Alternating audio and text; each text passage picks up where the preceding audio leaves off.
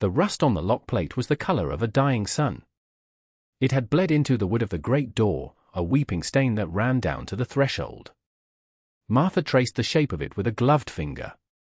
It wasn't a standard lock. The plate was hand-forged, hammered into the shape of a hawk's feather, and in its center, where a maker's name might be, was a small, intricate stamp, a spiral nested inside a circle. She had never seen a mark like it. Behind her, the wind picked up, a low moan across the barren flatlands that promised a cold rain. Their horse, Abel, shifted his weight, his harness leather creaking like a tired man's bones. He dropped his head, his breath a plume of white in the grey air. Ruth came to stand beside her, pulling her thin shawl tighter. Her gaze followed Martha's to the door. "Anything?" Ruth's voice was raw, stripped by the wind and 2 days of walking. "It's old," Martha said. The wood is swollen shut. She put her shoulder to the door and pushed. Nothing. The forge was abandoned, that much was clear. The roof sagged in the middle like a broken spine, and weeds grew thick against its stone foundations. But it was shelter. For walls and a roof, however damaged, were a kingdom compared to the open sky that was threatening to fall on them. They had passed the turn-off a mile back, a track so overgrown it was little more than a suggestion. It led them here, to this forgotten place crouched at the foot of a low mesa. "Both of us," Ruth said, her voice firm. They lined their shoulders up, found a purchase for their worn boots in the dirt, and shoved. The wood groaned, a deep, protesting sound from the belly of the building. A shudder ran through the frame. Dust and bits of dried moss rained down from the lintel. They pushed again, a single, shared grunt of effort. The door scraped back an inch, then another, opening a sliver of profound darkness. The air that escaped smelled of cold iron, of coal dust, of time itself. It was the smell of a place where things were made and then unmade. Martha peered into the blackness, her heart a slow, heavy drum against her ribs. They were trespassers, but they were also ghosts, and ghosts needed a place to haunt. They had been told to leave at dawn. Their uncle, a man whose face seemed permanently clenched against a bad smell, had stood on the porch of the house that had been theirs, his hands tucked into the pockets of his waistcoat. He did not look at them. He looked at the horizon, at the fields his brother had once plowed. "It isn't a kindness to let you stay," he'd said, the words measured and reasonable. "The farm can't support 3 more mouths, not with the yield this year. My boys need what little there is." Martha had said nothing. She had stood beside Ruth on the packed dirt of the yard, her gaze fixed on a loose board in the porch steps. She knew that board. Her father had meant to fix it for a year.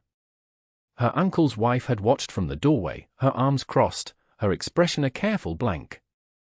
She was not a cruel woman, only a frightened one. Fear made people practical. It made them draw lines around their own and push everyone else outside. "There's work in the next county," their uncle continued, his reasonableness a weapon. "A girl with 2 hands can find a place. It's for the best." It was not for the best. It was an erasure. They were being told to disappear, to take their grief and their hunger and their faces, so like their mother's, and carry them somewhere he would not have to see them. They packed. A single crate held everything they owned, 2 wool blankets, a cast iron skillet, their mother's sewing box, a small sack of flour, and a worn book of psalms. Ruth moved with a brittle, angry efficiency, her movements sharp. Martha moved as if underwater, each object she touched heavy with the life they were leaving behind. The community watched. Mr. Gable, loading his wagon at the mercantile, tipped his hat but did not meet their eyes. Mrs. Shaw, sweeping her stoop, suddenly found a stubborn patch of dirt that required all her attention. They were not villains. They were bystanders, caught in the quiet cruelty of convenience. It was easier to look away. As they led Abel out of the gate, their uncle pressed a few coins into Ruth's hand. "For the road," he said, and finally looked at her. In his eyes, Martha saw not malice, but a weary, hollow relief. The door to the farmhouse closed with a soft click. It was the quietest, most violent sound she had ever heard. The inside of the forge was vast and cathedral-like, the darkness broken by shafts of dusty light lancing down from holes in the roof. The air was thick with the ghosts of 1,000 fires. A great, leather-lunged bellows, cracked and stiff, stood beside a hearth deep enough to roast an ox. In the center of the dirt floor was the anvil, a block of iron as solid and eternal as the mesa outside. It sat on a huge stump of oak, its surface scarred with the marks of 100,000 hammer blows. Everything was coated in a fine, grey dust that muted all color. Racks of tools lined one wall, tongs of every size, hammers with heads shaped for purposes Martha couldn't guess, chisels, punches, and drifts, all sleeping under a blanket of rust. It was a place of immense power, left to decay. To the side of the main forge was a smaller room, a partition wall of rough-hewn planks separating it from the workspace. Inside, a narrow cot with a rotted mattress, a small table, and a single chair. A tiny, pot-bellied stove stood in the corner, its pipe rusted through. It was a mean, spare space, but it was a room. A home for a hermit, or a smith who lived for nothing but the fire. Ruth ran a hand over the cold iron of the stove. "It's something," she whispered, the word swallowed by the huge silence of the forge. They worked without speaking, a language of shared movement perfected over 20 years of sisterhood. Martha led Abel to a lean-to at the back, its roof mostly intact. She found a handful of dry hay in a corner, enough for a mouthful, and filled a rusted bucket with water from a rain barrel. Ruth, meanwhile, swept a clear space on the floor of the small room, her broom raising a choking cloud of dust. She laid out one of their blankets. The other she hung over the empty window frame, a flimsy barrier against the coming night and the rain that had begun to patter on the roof. They built a small fire in the main hearth, using splintered wood from a collapsed workbench. The flint and steel were damp, and it took Martha a long time to coax a spark into flame. The fire caught slowly, a tiny flicker of orange that pushed back the immense dark. It did little to warm the cavernous space, but it was alight. A center.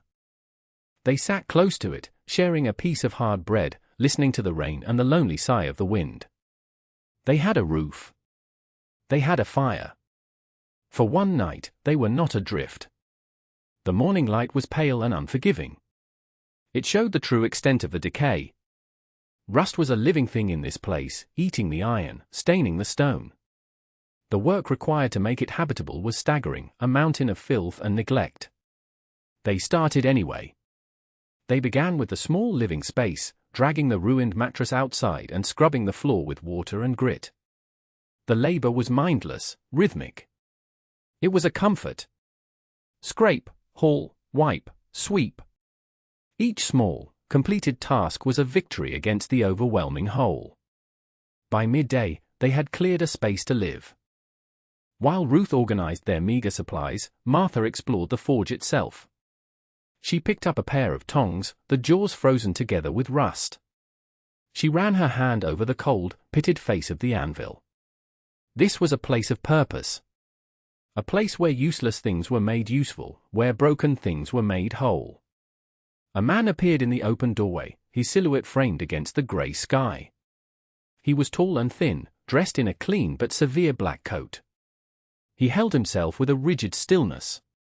"This is private property," he said. His voice was not unkind, but it was flat, devoid of warmth. Martha recognized him. Mr. Alastair Finch. He owned the mercantile in town and, apparently, all the land around it. Ruth came to stand beside her sister. "We meant no harm," Ruth said. "We needed shelter from the rain." Finch's eye swept over the interior, noting the small fire, the swept floor, the blanket in the window. He did not seem to see them at all. He saw only a disruption. An untidiness to be dealt with. "The rain has stopped," he said. "I'll give you till tomorrow morning to be on your way." He was not angry. He was simply stating a fact, as if telling them the time. His authority was quiet, absolute. He owned the ground they stood on. Martha watched his face. His expression was closed, his eyes distant, as if he were looking at something a long way off. He was another man turning them out, another door closing. "Where are we supposed to go?"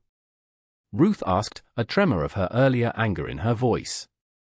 Mr. Finch's gaze finally settled on them, but there was no recognition in it. "That is not my concern," he said. He turned and walked away, his posture stiff and unbending. They were left with the silence and the deadline. They had found a refuge, and it was already being taken away.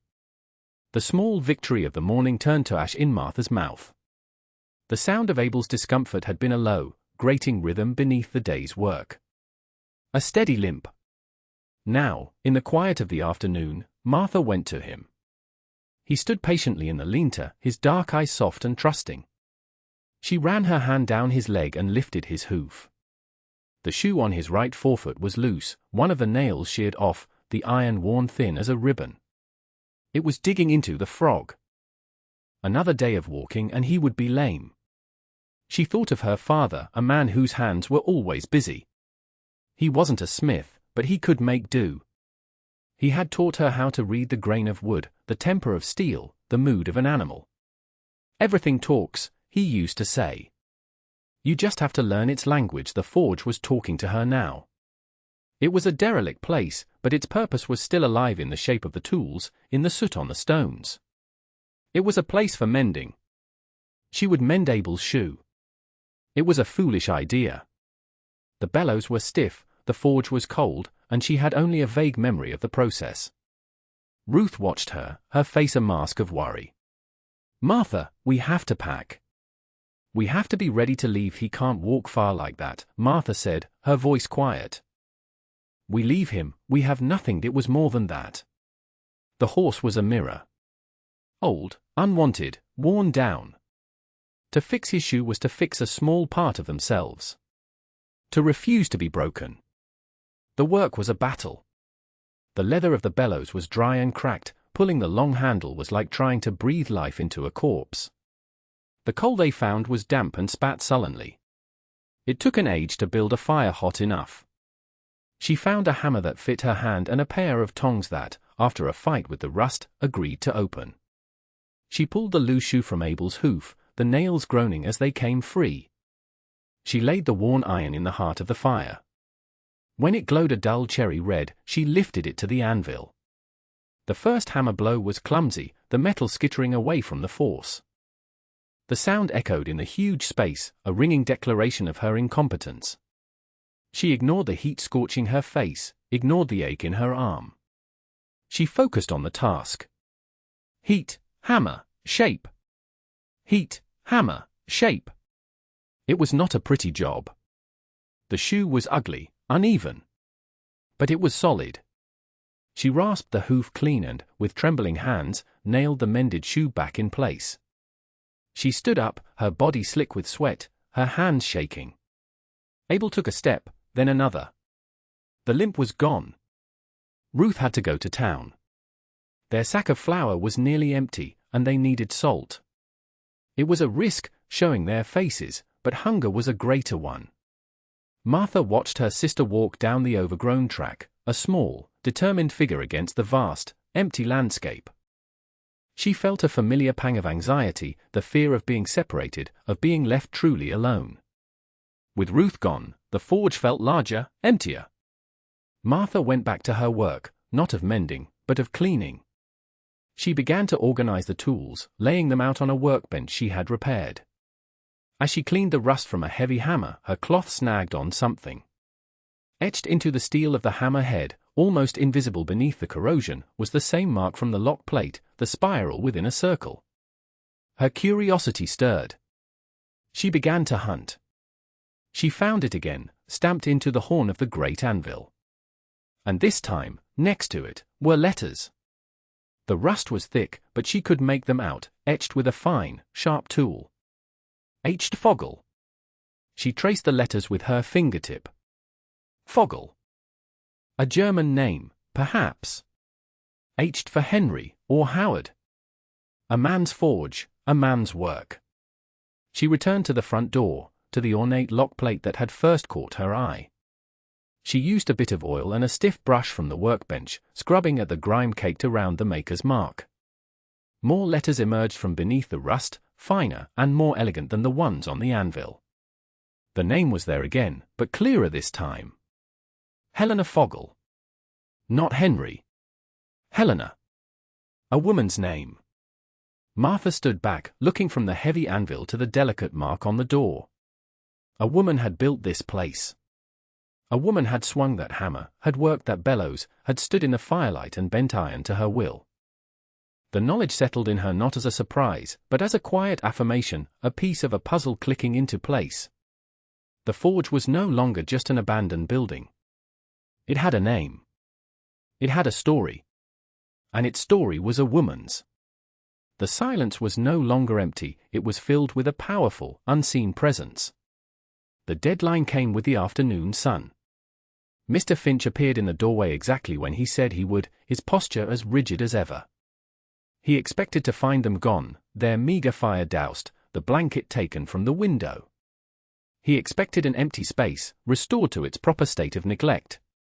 Instead, he found Martha at the anvil. She was not packing. She was working. In the 24 hours he had given them, she had found a new purpose. She was mending one of their own buckets, which had a rusted-out hole in the bottom. She had cut a patch from a piece of scrap tin and was painstakingly hammering the edges to make a seal. The work was crude, but it was deliberate. The sound of her light, steady tapping filled the forge. He stopped, his expression unreadable. His gaze took in the scene, the neatly arranged tools, the repaired workbench, the clear floor. He saw Abel in the lean-to, standing square on 4 sound feet. He saw Ruth by the hearth, kneading a small lump of dough for their dinner. They had not fled. They had dug in. Martha finished hammering the patch. She set the bucket down and turned to face him, wiping her hands on a rag. She did not plead or make excuses. Her dignity was a quiet, solid thing, as real as the anvil beside her. "We can pay rent," she said. Her voice was steady. "We can work. Mending. For you, for the town." She gestured to the repaired bucket. It was not a plea for charity. It was a proposal of value. She was offering her labor, her skill, however new and rough, as currency. Finch's eyes moved from Martha's face to the anvil she stood beside. His gaze lingered on the maker's mark stamped into its horn, the mark of H. Fogel. A flicker of some deep, hidden emotion crossed his face, a brief, sharp pain that he quickly masked. He looked at these 2 young women, covered in soot and grime, who refused to be swept away. Who had, in a single day, brought the slightest breath of life back to this place of ghosts. He said nothing. He did not grant their request, but he did not deny it either. He simply turned, his silence a heavy, unanswered question, and walked away, leaving them in a state of fragile, uncertain hope. The first test came 3 days later. A farmer named Patterson, a man with a weathered face and cautious eyes, stopped his wagon at the end of the track. He carried a broken plowshare, the iron blade snapped clean in 2. He held it out to Martha as if it were a venomous snake. "Heard you was doing a mending," he said, his tone skeptical. "Finch sent you?" Martha asked. "Finch don't send nobody nowhere," Patterson grumbled. "Just said he wasn't running you off. Figured it was worth a look." It was a challenge. A test from the community. They worked on it together. It was the heaviest, most difficult job they had yet attempted. Getting the forge hot enough to weld the thick iron took hours. They took turns on the great bellows, their arms and backs screaming in protest. The heat was a physical blow, the glare of the white-hot metal blinding. Martha directed, her voice low and focused, recalling fragments of conversation she'd overheard between her father and other farmers. Ruth provided the raw strength, her steady presence a silent encouragement. Their first attempt failed, the weld weak and brittle. They tried again, their movements more certain this time, a rhythm developing between them. Hammer and tongs, fire and sweat. Finally, they plunged the glowing plowshare into the quenching trough. A violent hiss of steam erupted, a dragon's breath that filled the forge. The iron cooled, turning from orange to red to black. The weld held. It was an ugly, lumpy seam, but it was strong. Patterson inspected it, turning it over and over in his hands, running a thumb over the scar. He grunted, a sound that was half surprise, half approval. He handed Ruth 2 coins. It was less than the work was worth, but it was a beginning. It was their first earned money. 2 days later, Mr. Finch returned. He was not there as a landlord. He came as a customer. In his hands he carried a broken hinge from a heavy iron gate, its delicate scrollwork snapped. He set it on the workbench without a word. As Martha heated the metal, he spoke, his voice low and raspy, as if pulled from a place he rarely visited. Her name was Helena, he said, staring into the fire. My wife. This was her forge. He explained how she had come from a family of smiths in the old country, how the work was in her blood. How he had built this place for her when they first married. She was happier here than anywhere, he said, a lifetime of grief held in that one sentence. After she died of a fever, he couldn't bear the sight of it. He had locked the door and walked away, leaving her tools, her anvil, her spirit, to be consumed by rust and time. Word travelled on the slow, invisible currents of a small town. Patterson's plough had held. The news was passed over fence posts and at the mercantile counter. A quiet curiosity began to replace the wary suspicion. The work started to trickle in. A rancher brought a branding iron that needed its handle reset.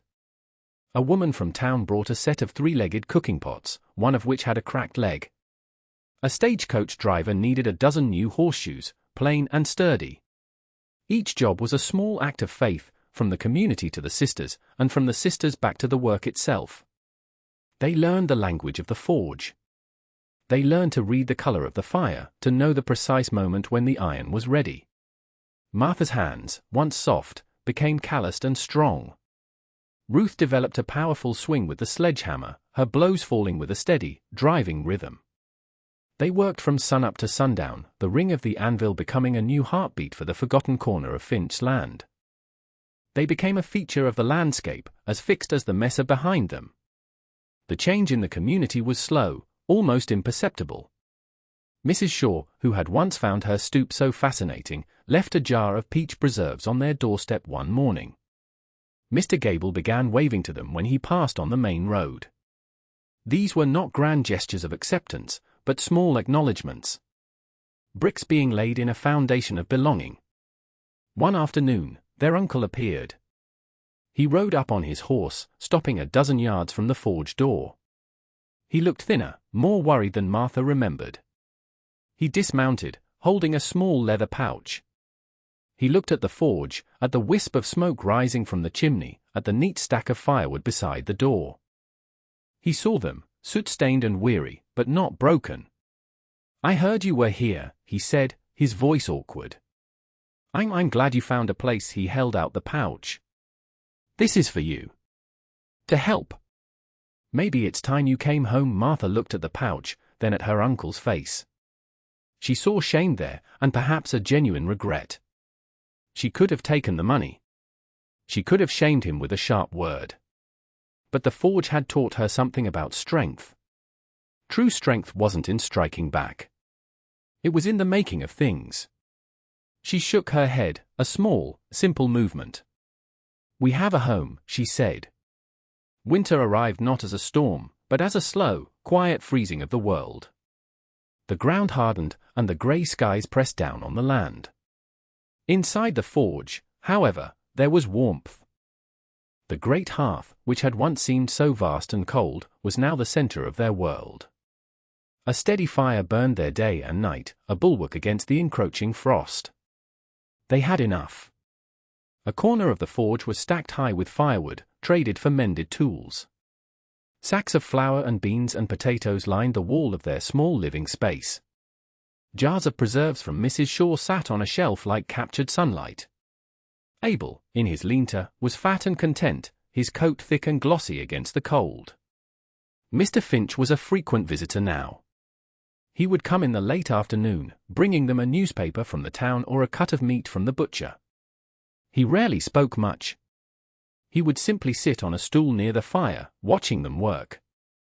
He was watching his wife's legacy, her spirit, being honored not with mourning, but with the clang of the hammer and the hiss of hot steel. One day, he brought the pieces of the old, cracked bellows. Together, the three of them worked to repair it, Mr. Finch showing Martha how to treat the leather with oil to make it supple, how to stitch the seams with a smith's needle. He was slowly, carefully, reclaiming a part of his own life.